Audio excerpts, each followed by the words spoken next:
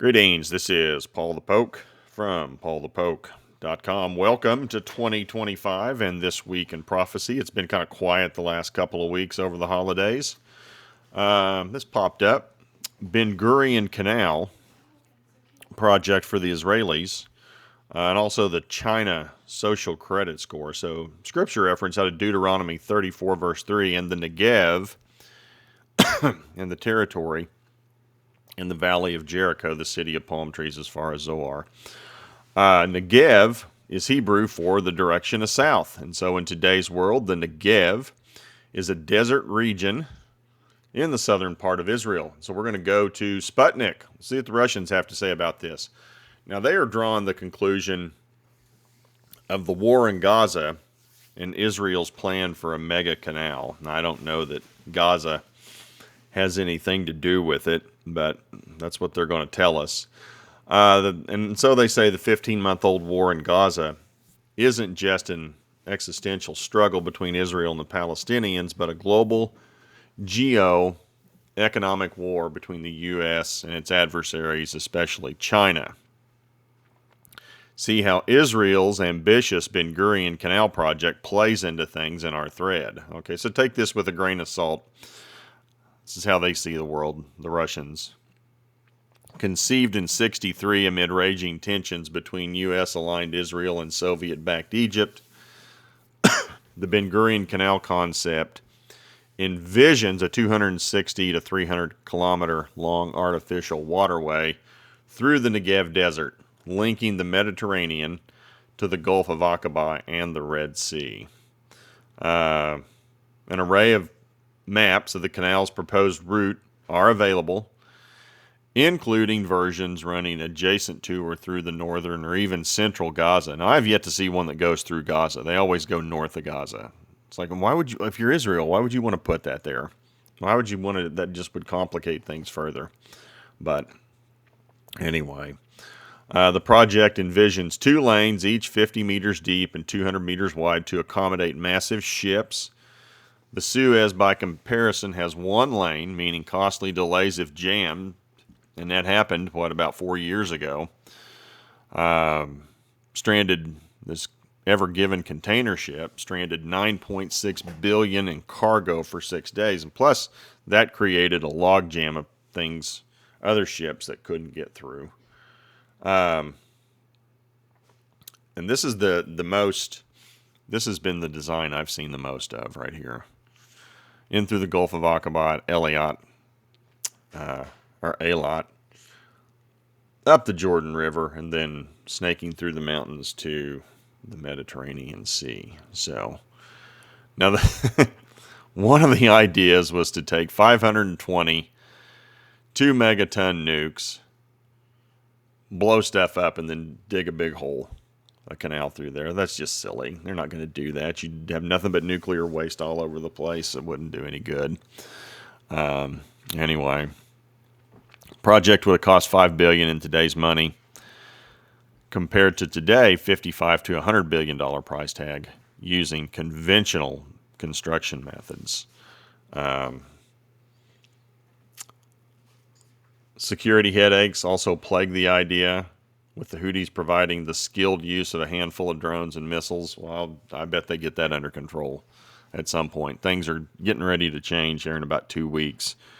Trump takes office. I suspect the Houthis are not going to be as effective moving forward. Just a guess on my part. Could be wrong. And long-term strategic upside for Israel and allies is the chance to grab a share, the 12% of the shipping passing through the Suez, strike a blow against China's Belt and Road, which relies on the Egyptian Canal by giving partners preferential transit rates. So, yeah, there's a lot of money to be made in shipping. The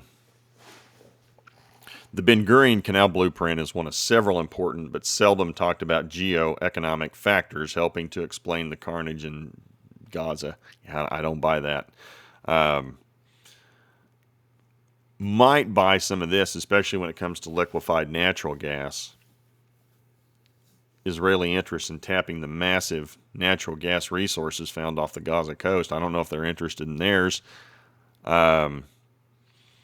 They got plenty north in this part. What is it? Tammuz and Leviathan fields full of natural gas and Israeli waters. So anyway, also, this was kind of interesting. This was done right after Hamas did their thing on October 7. We're going to scroll down, make this a little bigger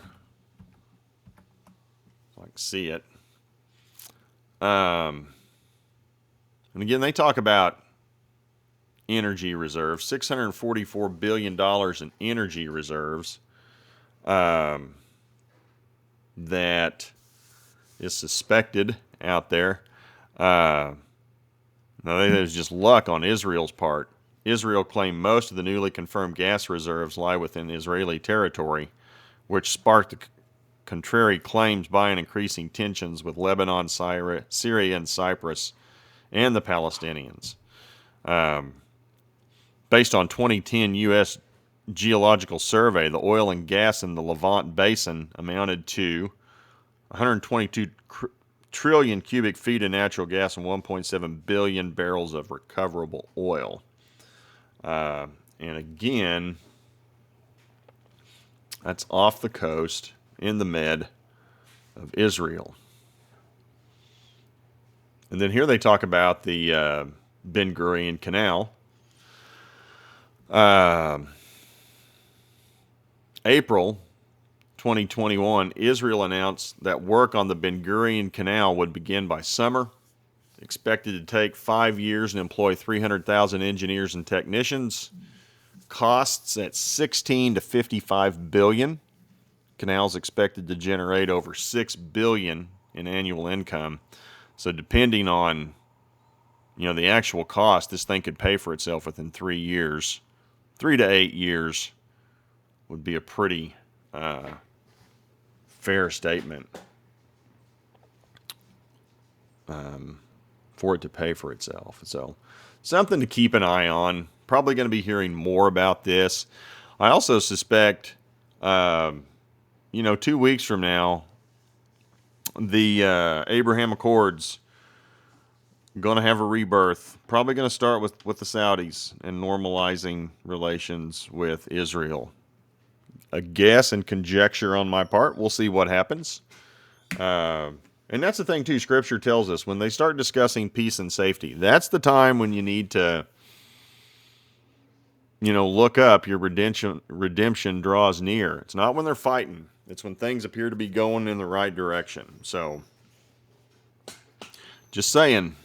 Not saying this is it, but conditions could become more favorable to paying closer attention to all hell breaking loose. Revelation 13 verses 16 through 17, and he causes all, the small, the great, the rich and the poor, and the free men and the slaves to be given a mark on their right hand or on their forehead. And he, we're talking about the Antichrist, provides that no one will be able to buy or to sell except the one who has the mark, either the name of the beast or the number of his name. So China is the blueprint.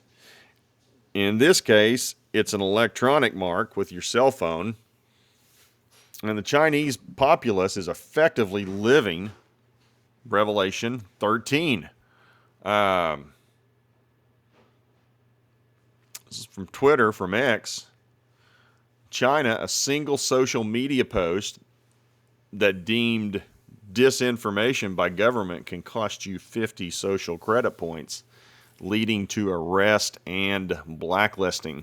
So if you want to check out this little video, it talks about the rules and regulations of the Chinese social credit score.